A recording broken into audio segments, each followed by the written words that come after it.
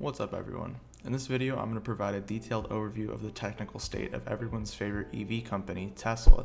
Most importantly, I'm going to talk about the levels with the highest probability of being long-term bottoms and therefore the best prices to buy. Keep in mind this is completely based on technicals and mostly the market profile. No crazy indicators like MACD or RSI. I'm simply looking at the structure of how buyers and sellers have done business in the past as a clue to where they might need to do it in the future. So let's get into it. Looking at the 3-year 1-week chart. First of all, this huge jump in October of last year is stemming from the breakdown of this massive head and shoulder setup. The measured target for something like this is right around 100, which we've basically hit. Setups like this can go further sometimes, but I like to be conservative in my estimates.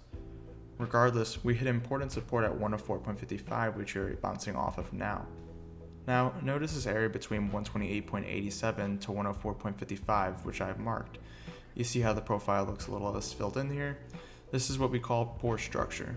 Buyers and sellers need to do some more business here to fill it in, and if you have followed my Tesla charts in the past, I've had this zone marked for a while. It used to be a lot less filled in. So in terms of whether or not we have done enough business yet, it's hard to say. That can be pretty arbitrary. The only way to know when that is when we break out of the boundaries. Getting over 128.87 on a weekly close should mark a move back to 155.36, and clearing that opens another area of low volume and poor structure up to 178.71. However, we're looking for the spots Tesla is most likely to bottom at. Sure, it's possible we stop at 104.55, that is important resistance, but the absolute highest probability bottoms come a little bit lower.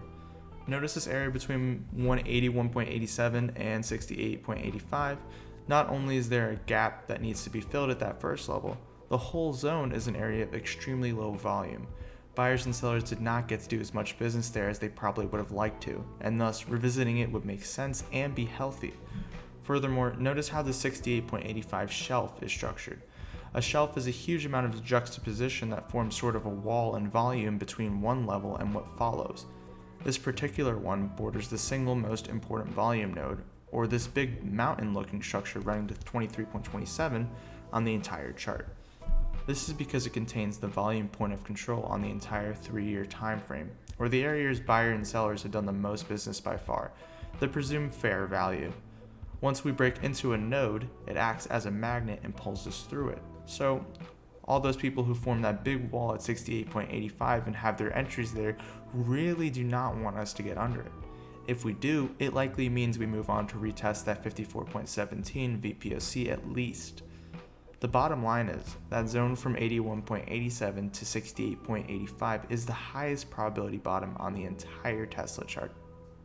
And if we take a trip down there, chop around, and break out, it's likely we never see it again, and it's extremely healthy for future upside. Personally, I'll be putting on a long position trade or a 6+ month time frame trade when we get there. This is my first time making a video like this. You guys are probably used to hearing Cold, who is more focused on macro analysis. But if you want any more of my stuff, please leave a like and let me know in the comments. Thanks for watching.